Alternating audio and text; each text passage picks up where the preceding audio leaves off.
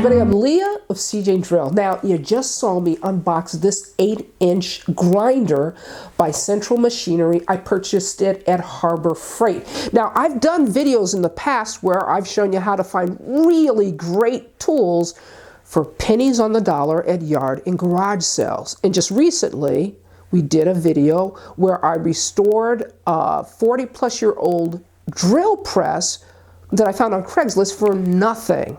Now, today's video has to do with Harbor Freight tools, and we're going to focus in on a buffer grinder that I recently purchased. Now, I, like everybody else, I shop at Harbor Freight occasionally. And maybe you're wondering what tools are okay to buy at Harbor Freight and which ones you'll want to stay away from, right? Well, I have a general rule, and that rule is this.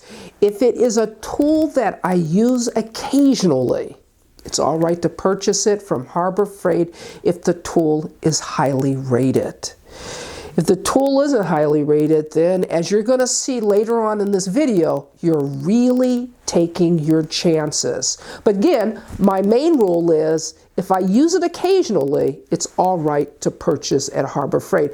Now, on the other hand, if it's a tool I'm going to use every day or out in the field, it's a tool that I rely on, I generally go with tools that are good tools, that are brands that I know and trust. Now, back to the 8-inch bench grinder buffer. Now, let me tell you why I purchased this, okay? I broke my own rule, and that is I purchased something that did not have a high rating. Now, this would be a tool that I occasionally use because every now and then I'll need to buff out metal on a restoration project, and I may need to grind something down. But other than that, this will be a tool that's occasionally used. So I felt it was all right to take a chance. I assembled it per the instructions, and I've bolted it down to my workbench. Now I'm going to turn the switch on, but before I turn the switch on, I want you to notice not only the buffer grinder, but I want you to notice the objects that are on my work table. Okay? Here we go.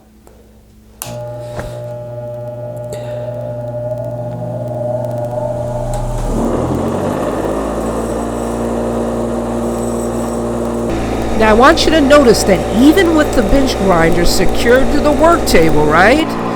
The excessive vibration shows that this tool just isn't of good quality.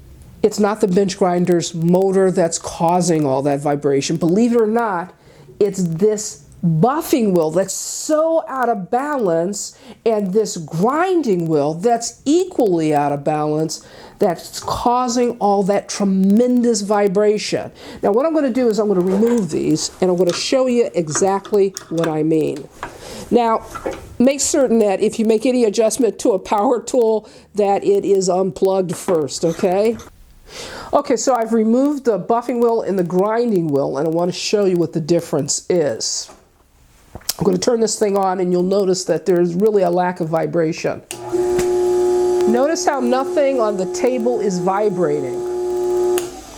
So the remedy to this situation is I have to go out and I have to purchase a new buffing wheel and a new grinding wheel as well, something that is balanced. Now the fact that I have to go out and buy a new buffing wheel and a new grinding wheel, it totally negates any savings I may have enjoyed by purchasing the tool in the first place. And for that reason, I can't recommend it. Now I've compiled a list of tools, Harbor Freight tools that I think are real studs, that I can get fully behind. I've used them, I like them, I think they're a good value.